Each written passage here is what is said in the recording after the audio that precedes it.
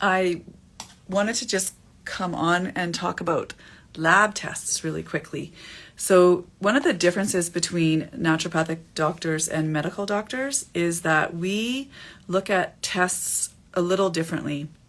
So medical doctors will wait until you're outside a reference range to make a recommendation, and we look at where you are in the reference range and make a recommendation. So an example I'll use here is vitamin D.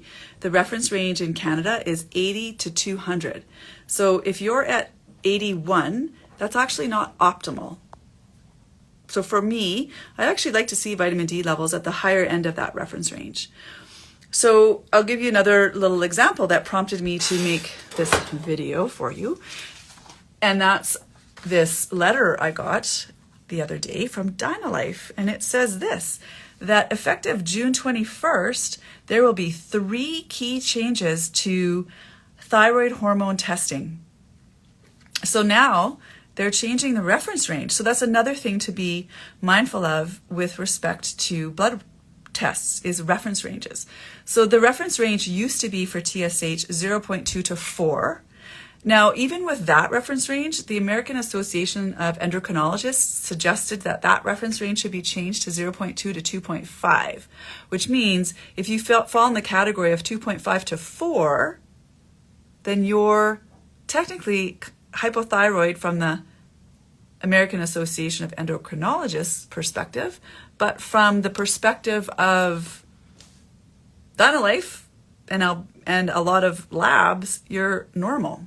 But the thing is, people don't always feel normal. And how many times have you gone to the doctor and they say, oh, well, it's all in your head. Here, take an antidepressant. It's not all in your head. So now they've changed the reference range to 0.2 to 6.5. I wonder why that is. It's interesting, right? So I was just talking to a patient and I said to him, look, we want to treat you.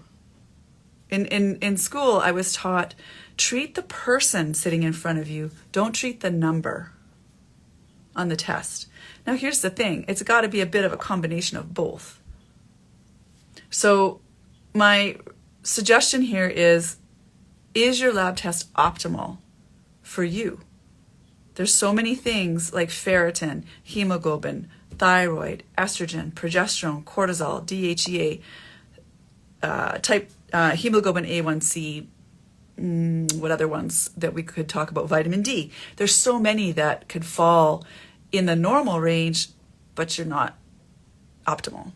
So, are you optimal? And if not, see a naturopathic doctor who can help you.